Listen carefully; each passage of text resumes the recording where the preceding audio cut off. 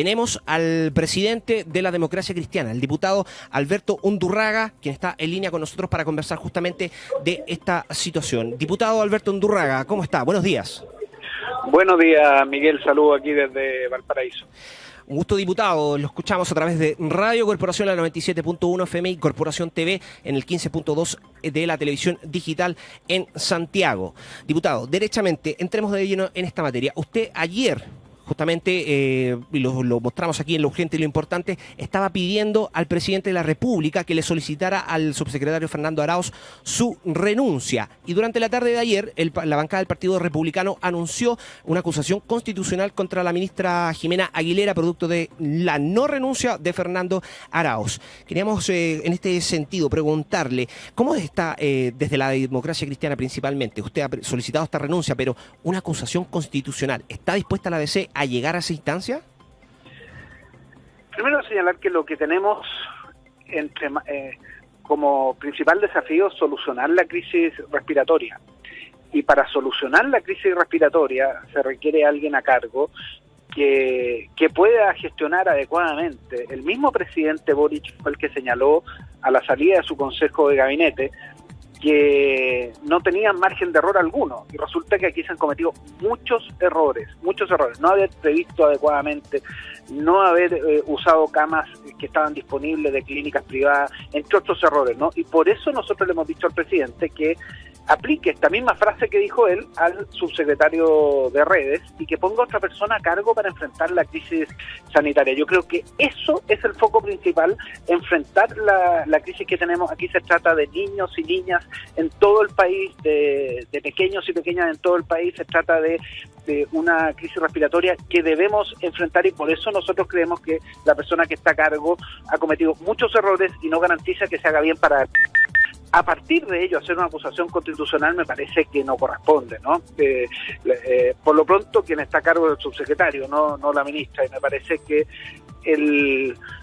las acusaciones constitucionales en el último tiempo, no solo en este gobierno, también en el gobierno anterior, se extremaron para cosas que tienen que ver con la gestión, que tienen que ver con la decisión del presidente o presidenta de la República, y me parece que por lo menos con los antecedentes que hemos visto que no corresponde una acusación constitucional contra la ministra de Salud. Así es. Diputado, quiero preguntarle también, entonces... Pero perdón, con la misma fuerza sí corresponde que renuncie el subsecretario. Justamente quiero ir a ese punto, puesto que ya la Democracia Cristiana no está, digamos, de alguna manera por apoyar esta acusación contra la ministra Aguilera. Pero ¿qué pasa con la renuncia del subsecretario Fernando Arauz? A ver, se lo pregunto porque, si bien se han reconocido estos errores, que los reconoció justamente la ministra Aguilera, habló ella específicamente de un error. Lo que quiero saber es cómo se va a si Fernando Arauz presenta su renuncia, ¿qué cambios se van a evidenciar justamente en el servicio de salud, en las redes asistenciales, puesto que las personas que trabajan o que ejecutan justamente estos van a seguir trabajando igual? No puede haber no se genera un conflicto ahí a partir de remover a una persona y que va a tener que asumir otra y entrar nuevamente a subirse al ritmo, a los contactos y todo ello.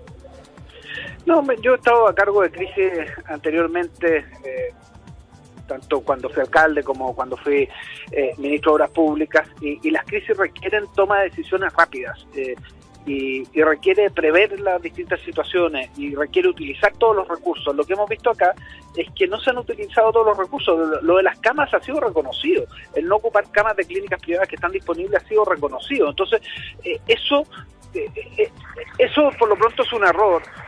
Significa que se han ocupado menos recursos para enfrentar la crisis, lo que no corresponde, y da cuenta de un déficit de gestión de la persona que está a cargo. Entonces, por eso nosotros hemos dicho que aquí se requiere un cambio en el liderazgo de quien esté a cargo de la subsecretaría de Redes. Ahora, no lo he dicho solo yo, lo ha dicho gente del oficialismo, hemos visto a la diputada Gazmuri, hemos visto a la diputada y ex ministra de Salud, Elia Molina, hemos visto al diputado Raúl Soto.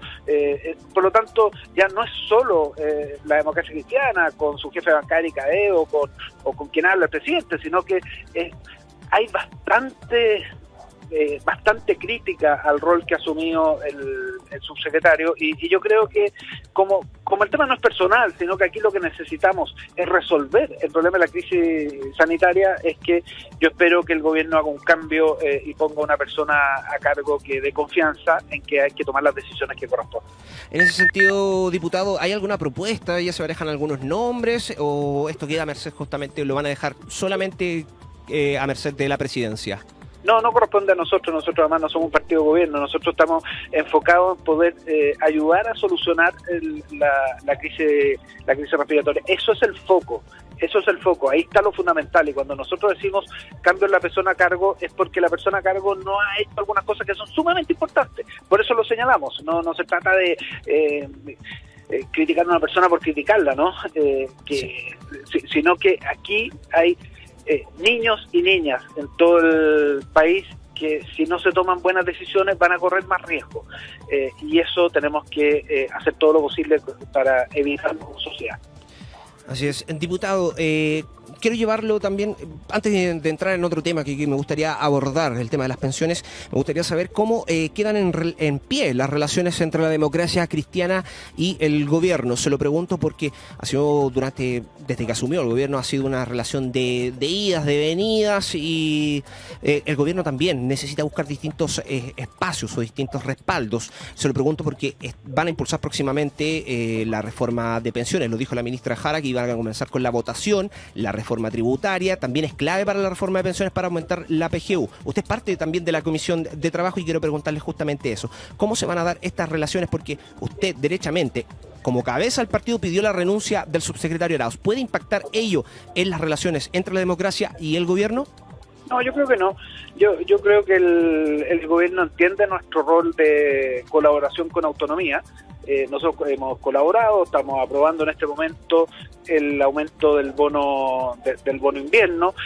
Fui impulsor de que se votara favorablemente la idea de legislar de la reforma de pensiones. Votamos todos los diputados de la democracia cristiana a favor de la reforma tributaria, cuando la derecha y otros votaron en contra. O sea, nosotros hemos sido colaboradores, pero con la autonomía que nos da el no estar en el gobierno para poder señalar, mira, hay cosas que no se están haciendo bien y tiene que haber cambios, que es lo que hemos hecho en salud. Por lo tanto, no veo que cambie nuestro tipo de relación ni para bien ni para mal, ¿no? Estamos simplemente ejerciendo nuestro rol, preocupados de los ciudadanos, preocupados de las personas, en este caso preocupados de los niños menores de 2 años. Respecto a pensiones, yo lo que espero es que luego podamos tener un acuerdo que se convenza en los pasillos. Sin embargo, esto todavía no aflora, un acuerdo que nos permita poder tener una reforma de pensiones aprobada y que mejore las pensiones ahora, que las mejore ahora por los actuales jubilados y que permanezca en el tiempo. Es un acuerdo respecto a los puntos centrales, cómo se ocupan estos recursos adicionales que vienen de la empresa. Ahí está puesto el nudo, ahí está puesto la dificultad. La gente más de derecha quiere que sea todo a cuentas individuales. Tiene un problema que si va todo a cuentas individuales no mejora las pensiones de los actuales jubilados. El gobierno quiere llevarlo todo a un seguro social, eso también tiene un problema porque no beneficia de manera adecuada a futuros jubilados. Bueno, nosotros proponemos un camino que podamos dividir ese 6% en 3 y 3, que 3 vaya directamente a los actuales jubilados y a las tareas de solidaridad, y los otros 3 vayan a las cuentas individuales con un ajuste especial para la solidaridad dentro de una misma generación, ¿no? Que es más difícil de explicar, pero finalmente lo que queremos decir que hay un posible acuerdo que se está conversando entre pasillos que yo espero que pueda ser una realidad. Justamente, diputado, que bueno que escuchar un posible acuerdo porque quedaban las dudas instaladas luego de la renuncia o la solicitud de renuncia que se le hizo al subsecretario Cristian Larraín, subsecretario de Previsión Social. A ver, se lo quiero preguntar porque usted integra justamente la Comisión de Trabajo donde se va a abordar justamente la reforma de pensiones. Se señalaba que el subsecretario Larraín era una persona más abierta al diálogo y que de hecho a lo mejor él no estaba en estas negociaciones, él estaba por no considerar las cuentas nacionales, cuestión que el gobierno sí quiere impulsar desde esa perspectiva, y usted como testigo, dando su respaldo, ¿cómo ve que pueda avanzar usted me dice que hay acuerdos, pero cree que puedan avanzar justamente estas cuentas nacionales o que el gobierno va a insistir en su postura? No, a ver, el gobierno, con la ministra y el subsecretario, el proyecto que presentaron incluía estas cuentas nacionales, que para explicarle a la gente, las cuentas nacionales son un registro que no está respaldado con plata real o con activos reales, ¿no? Por lo tanto es un registro y el gobierno de turno verá si cumple o no cumple con la expectativa que está puesta en ese registro. Alguna gente de forma más coloquial o caricaturesca le señala que es un vale por, pero no es exactamente eso, pero ayuda a entender por qué nosotros nos oponemos a las cuentas nacionales. Nosotros creemos que las pensiones tienen que estar respaldadas en recursos reales, ¿no? Y como no hay apoyo para las cuentas nacionales, el subsecretario, más bien lo que planteaba el ex subsecretario, decir, mire, aquí constatamos que no hay apoyo, no apoya la democracia cristiana, no apoya el Partido de la Gente, no apoya toda la derecha, no apoya parte del PPD, por lo tanto, dado que no hay apoyo para esta idea, busquemos otra fórmula que permita que haya solidaridad con los actuales jubilados, otra fórmula que permita que haya solidaridad con las mujeres, otra forma que permita que haya solidaridad con los que ganan menos, otra forma que permita que haya solidaridad con los cuidadores y cuidadoras. Y esa es la fórmula que estábamos trabajando y en base a eso estamos construyendo un acuerdo, pero esto es largo de explicar punto por punto, ¿no? Pero finalmente lo que queremos es un sistema de pensiones que mejore las pensiones ahora y también en el futuro. ¿Cuál es la diferencia? ¿Cuál es la diferencia que está en discusión? La derecha dice sí, solidaridad pero a través de impuestos.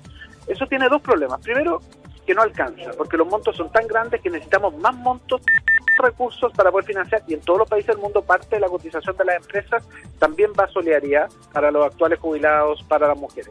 Y lo segundo, que ellos mismos han votado contra la reforma tributaria. Entonces, por esa razón es que nosotros decimos, mire, busquemos un acuerdo intermedio que vaya en la línea de que una parte vaya a las cuentas individuales, otra parte vaya inmediatamente a solidaridad y podamos mejorar las pensiones ahora. Esto se conversa en los pasillos, te puedo dar fe de ello, yo estoy ahora en el Congreso, esto se conversa en los pasillos, yo espero que pronto se eleve y pueda hacer un acuerdo formal y podamos tener una reforma de pensiones que mejore las pensiones ahora. En eso estoy dedicado, le dedico buena parte del trabajo legislativo a la mejora de las pensiones.